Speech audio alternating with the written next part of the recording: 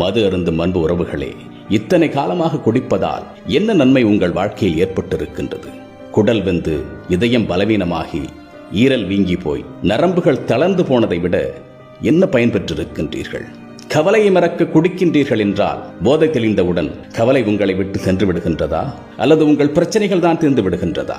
அல்லது பிரச்சனைக்காக பயந்து மது பாட்டில்களுக்கு பின்னால் சற்று நேரம் நீங்கள் ஒளிந்து கொள்ளுகின்றீர்களா? அப்படியென்றால் பிரச்சனைகளை நேருக்கு நேர் எதிர்கொள்ள துணிச்சல் இல்லாத கோழைகளா நீங்கள்?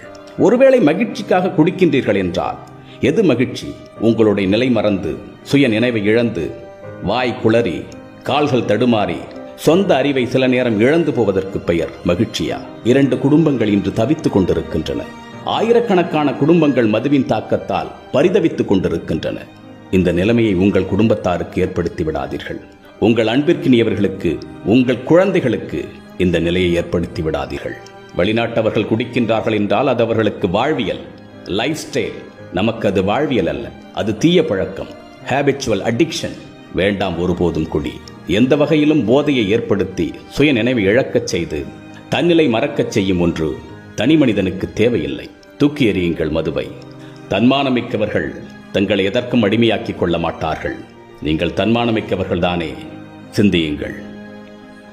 மற்றொரு பதிவில் சந்திப்போம். தமிழனாய் பிறந்தேன் என்ற பெருமையுடன் விஜய் சீதாராமன்.